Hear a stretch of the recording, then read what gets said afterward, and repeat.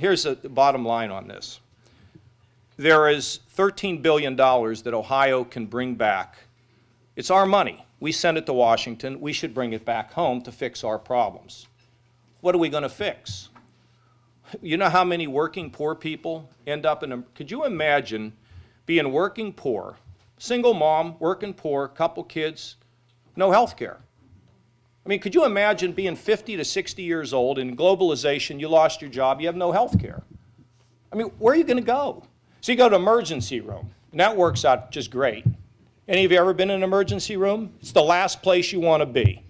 Imagine getting primary care, doctor, in an emergency room. How's that work out?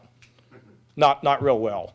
So we want to make sure that these childless individuals who are poor, working poor or poor, are going to be able to get health care. We also know that the federal government is going to cut back the reimbursements to hospitals for care that is not paid for.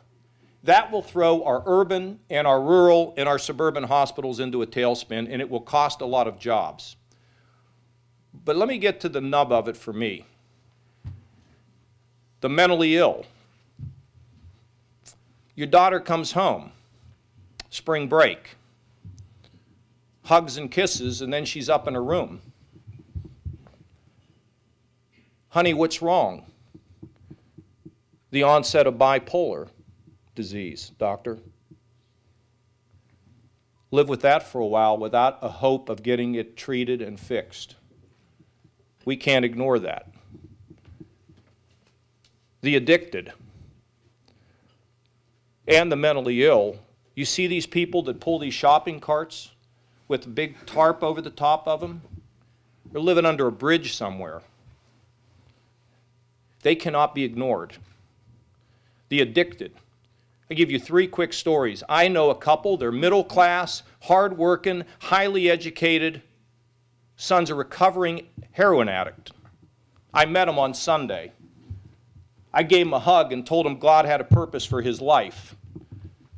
He needs help and treatment, which they can do right here, if we can give them the resources to do what they ought to do.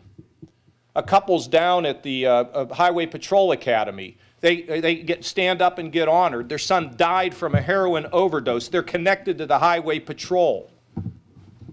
I'm out at the airport. A TSA official at Columbus Airport says to me, "Thank God you passed that felony bill that gives people a second chance so my son can have his record cleared because he's a heroin addict and he's trying to get a job so he can support himself and not end up in jail. He needs help." This is Ohio. This is a great industrial, big-size, big-time state.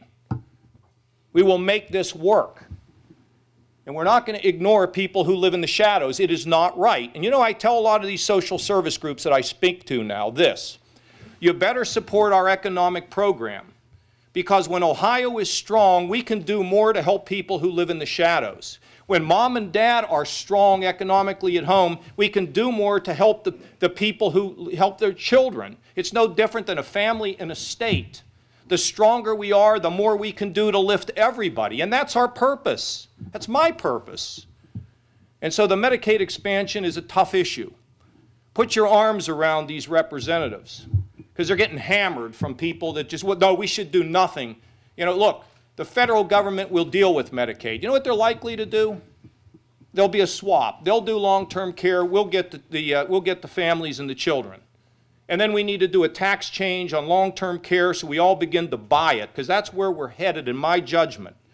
But let us not turn this money down. Some people think we ought to resurrect our own Ohio program. In other words, send the federal dollars somewhere else, which is our dollars, and then spend more money out of our current budget to do this. No, no, no, no. That's paying twice. So we got to overcome ideology. We've got to overcome legitimate concerns. And we got to help people to give ourselves a healthy state. We are doing so much better economically. We can't stop. One other thing. This nasty, mean politics must come to an end. When it comes particularly to poor people, there is no partisanship. So, folks, the reason why I haven't lost any of these folks in the last couple of years is because we have one target. raise people in Ohio.